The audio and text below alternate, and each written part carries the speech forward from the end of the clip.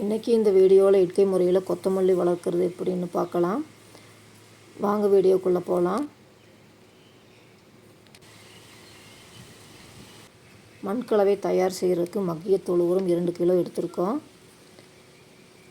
Pseudomonas 20 gram போட்டுக்கலாம். விருடி 20 gram போட்டுக்கலாம்.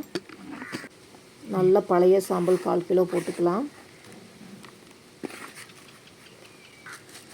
வேப்பம் புண்ணாக்கு 100 கிராம் போட்டுக்கலாம். நல்லா கலந்து விட்டுக்கலாம்.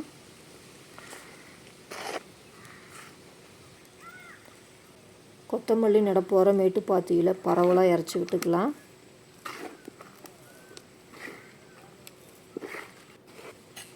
நல்லா கொத்தி மண்ணில் கலந்து விட்டுக்கலாம்.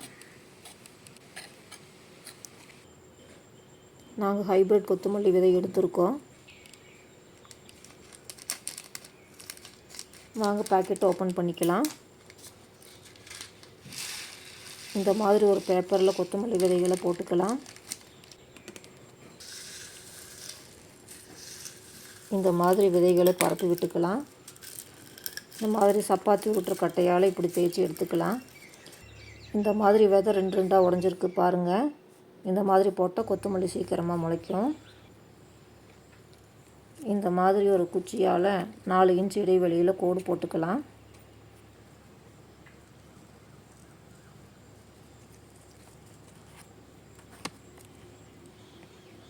ரெண்டாக உடைச்ச கொத்தமல்லி விதையை இந்த மாதிரி போட்ட கோட்டில் தள்ளி தள்ளி விழற மாதிரி போட்டுக்கலாம்.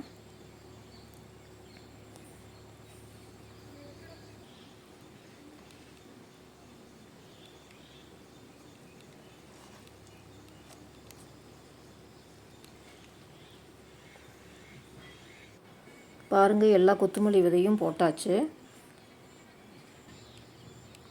இந்த மாதிரி போட்ட விதைகளை மண்ணை தள்ளி மூடி விட்டுக்கலாம். இந்த மாதிரி ஸ்ப்ரேயர் அல்லது பூவாளியில் நல்லா சொதம்ப தண்ணி ஊற்றிக்கலாம். அப்போ தான் எல்லா விதைகளும் நல்லா முளைக்கும்.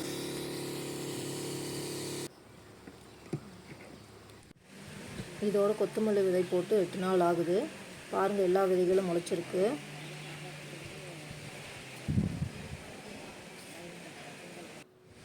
இதோட 18 நாள் ஆகுது. பாருங்கள், எல்லா கொத்தமல்லி செடிகளும் ஓரளவு பெருசாக இருக்குது. இந்த ஸ்டேஜில் லிட்டருக்கு 5 ml மீன் அமிலம் கலந்து ஸ்ப்ரே பண்ணிக்கலாம். செடிக்கு மேலேயும் வேர் மேலேயும் படும்படி நல்லா ஸ்ப்ரே பண்ணிக்கலாம்.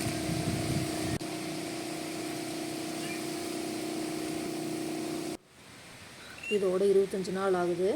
கொத்தமல்லி செடி அழகாக பசுமையாக வளர்ந்துருக்கு பாருங்கள். இதோட கொத்தமல்லி செடிக்கு 30 நாள் ஆகுது. வாங்க அறுவடை பண்ணிக்கலாம். கொத்தமல்லி செடியை இந்த மாதிரி வேரோடு பிடுங்கி எடுத்துக்கலாம்.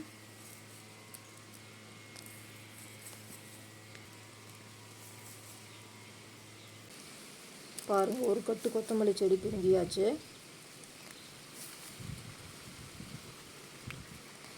இன்னொரு கட்டு பிடுங்கிக்கலாம்.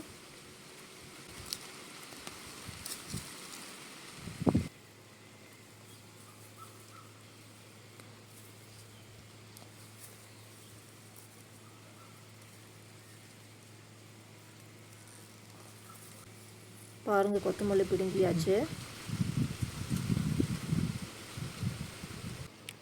வாங்க இந்த மாதிரி சரடு போட்டு கட்டு கட்டி எடுத்துக்கலாம்.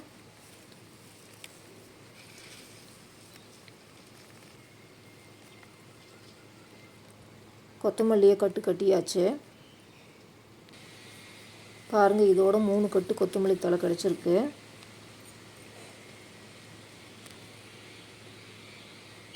இன்னும் கொஞ்சம் வளராமல் இருக்கிற மல்லிச்செடியை பிடுங்காமல் விட்டுருக்கோம். 10 நாள் கழித்து அறுவடை பண்ணிக்கலாம்.